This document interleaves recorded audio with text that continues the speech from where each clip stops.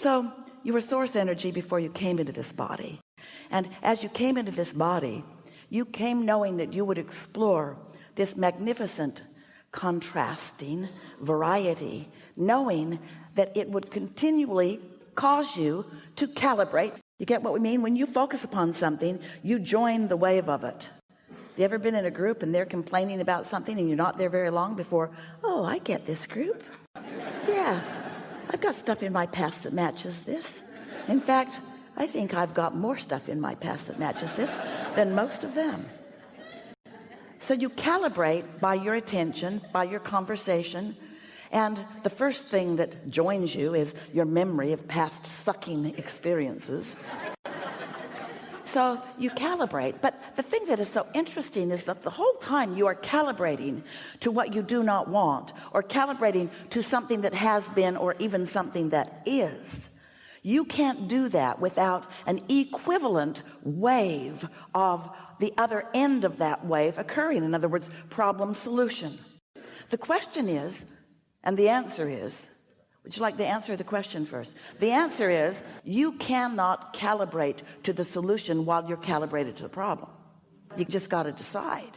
So you got to back up from it and be more general and say things to yourself such as, well, this is a problem, but there is a solution, and I know I will find the solution, and I'm looking forward to the solution. In other words, but what happens to some humans, most of you, is that there is this feeling of something's out of whack, because when life has caused you to launch a rocket and expand and you don't go, there is this natural feeling of an easiness within you. It's a feeling of something's off, even if you can't verbalize it in that way. And so what humans do, you've learned it from each other, when you feel like something is off, you feel a desperate need to explain why, to justify it, to defend it. Now, what's up with that? Well, no point in spending a lot of time there, but let's just say that it's rampant in your community. So this justification, this defense, and it might be worthwhile to spend a little bit of time thinking about why you might do that, but mostly it is this. It is that, oh, hear this.